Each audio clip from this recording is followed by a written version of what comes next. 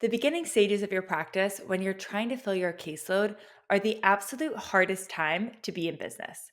So if it feels hard, that does not mean that you are doing anything wrong, right? Of course, it makes so much sense that it feels hard. You don't have an online audience yet. You don't have an online audience yet. You don't have trusted referral sources. You don't have clients who are saying amazing things about your work in the community and getting you word of mouth referrals. You don't have a steady, consistent caseload, and you're needing a lot of clients to come in and to start working with you at once. And if we're being totally honest, you're probably not very good at marketing yet either because you haven't done it before. So, of course, it's a new skill and it makes so much sense that it is hard for you in the beginning. But once you're full, right? Once you have clients on your caseload, it gets so much easier. Then you only have to fill a spot every few months as people discharge and move on from therapy. You don't need a ton of new client inquiries every month anymore. You're not doing tons of intakes. You're not building rapport with tons of people and learning a bunch of people's stories at once, right? It kind of like you have a set framework in place and you have consistency in your business. And so to maintain that is so much easier than when you are building it up from scratch. Another thing that I think makes it so hard in the beginning is that time is a really big issue for people, right? So I see therapists kind of fall into one of these two categories when it comes to time being a challenge in the beginning. Either you have too much time if you kind of made the jump into full-time private practice before you had a full caseload. And so then you think that you can do it all. You have all of this free time because you're not spending a ton of time in sessions with clients and you're spreading yourself too thin, really throwing a bunch of different ideas at the wall. And so you're not doing anything really well. And so all of a sudden, then you're spending a ton of time trying to build your business, but you're not getting results. And so that can feel really defeating. The other struggle that I see therapists make on the flip side of things is having too little time in the beginning because they have a full time gig, right? And they're also trying to build their caseload and grow their social media on the side. So that way they can have enough like stability and finances coming in from their business to be able to make that transition to full time. And so that sort of creates like a different set of challenges because you have really limited time. And so you're not able to put in as much effort as you would like. And you really need to learn how to maximize your time and get the most results with the limited amount of time that you have. Now, my goal always as a business coach is to help you save your time, right? So whether or not you are, overwhelmed because you have so much free time and you want to try all the different things to fill your caseload really quickly, or you have a limited amount of time and you know you need to make this work, I really want to help you focus on the right things so that you can see results with less time spent in your business. And so that's what we're going to talk about in today's episode. I'm going to share the 7 things I absolutely would not do under any circumstances if I was trying to fill my caseload. And of course, I'm also going to share 7 things that I think you should be doing instead. So let's get into it. The first thing I absolutely would not recommend doing if I was trying to fill my caseload is cold call people to network and ask for referrals. Now, I actually did do this when I was first starting my private practice because I didn't have an Instagram page yet and I knew that networking was important. But I didn't get very far, and I don't think you're going to get very far either, right? Most people are not going to answer you if you just send them a cold email asking to connect asking to connect or to chat about referrals or to network. And the therapists that do answer you, or, the nurse practitioners or nutritionists or whomever, are probably going to forget about you quite quickly, right? So I don't think that this one is going to harm anything in your business, right? Like there's no negative impact that's going to come from cold calling people and trying to network that way, but it is going to be a huge waste of your time and just a huge time and energy suck. Instead, what I would focus on doing is networking with other therapists who are on Instagram or networking with other helping professionals on Instagram. And this is going to be such a more effective use of your time. One, it's a lot easier to build genuine relationships with people on Instagram because you can see them on Instagram all the time, right? You're going to see each other in your feeds every day. And so it's easy for that relationship to continue to grow over time and to be nurtured into a really high quality, like referral relationship. You're also like more easily able to showcase your expertise because you're posting content multiple times per week, right? And so the people that you are networking with are seeing you talk about your area of expertise, your specialty, day in and day out. And so they're building trust with you, right? They're building that connection. They're seeing what you're like. And that is going to make you so much more likely to get referrals from these people that you're networking with that you're also connected to professionally on Instagram. Kind of a short, like personal anecdote here is when I first started in private practice, I was living on the Upper East Side and I met a group of other therapists and nutritionists, and there's a nurse practitioner too, who all lived on the Upper East Side. And we started doing like monthly meetups at coffee shops. And it was so much fun. We would kind of go to different coffee shops. We would do it on a Friday morning usually because most of us didn't see clients on Fridays. And there was so many referrals exchanged kind of amongst us. A lot of us did collab reels and that sort of thing. And it was just a lot of fun. We actually still, I'm in Miami now, but we still have a little group chat. People will ask questions randomly there. And it's just so helpful to kind of have that group of people who I met on Instagram that I've been able to stay connected to for years now. The second thing I would absolutely not do if I was trying to fill my caseload is buy followers, right? Buying followers, what I mean by this, somebody actually asked me this the other day. I do not mean like paying for Instagram ads or something. That is totally fine to do. Sometimes on Instagram, you will get messages from people that are quite spammy saying, hey, do you want to buy followers? I can get you 10,000 followers for $500. Just reply to this message, right? So it's something like that where people are literally asking you, hey, do you want to buy followers? Now, the reason why I would never buy followers is it's going to ruin your Instagram page forever. If you have bought followers previously, I would honestly recommend starting over on your Instagram page because it's not going to go well. It is going to tank your engagement because basically what Instagram does when it's deciding to push your content is it shows your content to a certain percentage of your following. And then based on how that group of people react to it, if they engage with it a lot, then Instagram sends it to more people. If they don't engage with it, then Instagram takes that to mean your content's not very good. And so they stop showing your content to new people. And so if you have a bunch of bots that Instagram showing your content to, obviously they're not going to engage. And so that's not going to do very well. Also, when you're working with brands, right, they look at like, what is the total number of people who are liking or commenting on a post versus the size of your following. And again, those bots are not going to be actually engaging with your content. So it's really just going to do horrible things for your engagement. And then on the flip side, it also does literally absolutely nothing for your business. It is pure vanity. All that you're getting out of it is more followers on your profile. Like that is the only benefit. But fake people, fake bots will never refer you clients. Fake bots will never ask to work with you themselves. And so it is such a waste of your time. So it's harming your Instagram engagement and it's literally doing nothing to fill your caseload or grow your business. And so I would absolutely not do that. Instead, what I would do is focus on Reels. So Reels are a free way to get massive reach on Instagram and to reach thousands of people every single day. And they can be fast and easy, right? They don't have to take a ton of time. If you are somebody who struggles to create reels and are like, yeah, but I don't have time to be posting reels all the time, and so maybe I should just buy followers instead, I would really, really encourage you to try out the Reels membership just for a month even and see how it goes.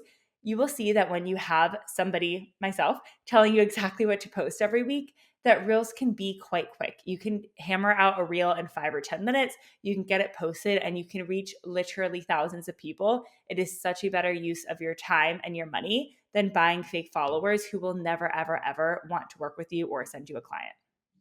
Number 3, what I would absolutely not do if I was trying to fill my caseload is make a course. Now, this might be surprising to you because I'm somebody who has a course, right, that has brought in hundreds of thousands of dollars for my business the past few years. The reason why I would not do this if I was trying to fill my caseload is because it's going to make you spread yourself too thin. And if you're not having a full caseload, you're probably not going to have a lot of success with selling a course either, because it's actually much, much, much easier to sell, quote unquote, one-on-one therapy on Instagram than it is to sell a course. And the reason why is because people know why one-on-one therapy will help them, right? They're familiar with the concept. It is super normalized now. It's even a little trendy to go to therapy, and it is a much higher value offer, right? People want that one-on-one relationship. They want to see a therapist. And if you can't help people see that that is worth their time and money, you are definitely not going to be able to do it with a course. So instead, what I would recommend doing is focusing on filling your caseload, because you have the potential to earn, $150, $200, $250 per 45-minute session when you get private pay clients. And so I would really recommend staying focused and working really hard to get your caseload to the point that you are full, you are satisfied, you are happy with your rates, because you have much more earning potential there in the beginning doing just one-on-one therapy. And you don't need a huge audience to do it. You don't need to sell things at scale. You don't need complicated funnels and tech and team. You can do this. It can be quite easy, and get your revenue to where you want it to be first. Get your business stable and feeling really good in the six figures with one-on-one therapy before deciding to add something like a course into the mix. Now, this fourth one is a little bit controversial, so hear me out, but I would absolutely not offer a sliding scale if I didn't have a full caseload. And here's why, right? You don't have the luxury to offer a sliding scale if your needs are not met. Now, trust me, I did this. I actually did offer a sliding scale before I had a full caseload because I thought I should, right? I thought it made me a good social worker to offer a sliding scale. And I was at the time still working at a nonprofit with people experiencing homelessness. And I had all of these feelings about where I was going with my career, right? I had a ton of imposter syndrome. Who was I to charge $250 a session? Little old me, I don't know. And what would my colleagues think if they knew? What would my parents think if they knew? What would my friends think if they knew I was charging $250 a session? And so to get rid of that guilt, I saw a few sliding scale clients at a very low rate. And to be honest, I resented them like a lot of the time when I logged on for our sessions. And the reason why is I had really limited time for myself. I was working two jobs trying to grow my business. I was really burnt out. It didn't feel like it was a fair value exchange of my time and expertise for our sessions. And they had more work-life balance than I did. And in some cases, they even had more disposable income than I did because I didn't put any criteria in place for who truly needed a sliding scale. And I was really just giving it to the people who were courageous enough to ask. And so instead, what I would recommend doing is commit to giving back to your community after your business is established and profitable and you have financial safety for yourself. And you could do this in terms of a sliding scale if that feels good to you. You could do it with donations. You could do pro bono work through something like Give an Hour. You could do advocacy. You could do teaching in the community. You could do free workshops. Like there's lots of other ways that you can give back. But I would make a commitment to yourself that that's something you want to do if that feels aligned with your values after your business is established and profitable and you have financial safety, because you really have to put yourself and your business first when you are in that growing stage.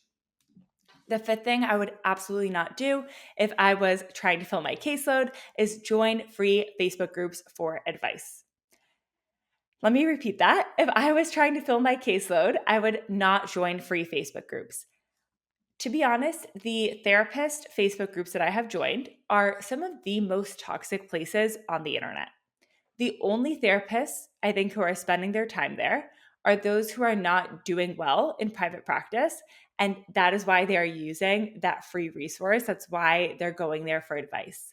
And so the only people asking for advice and giving advice are other people who are struggling financially, other people who are struggling with burnout, other people who are struggling with their mindset.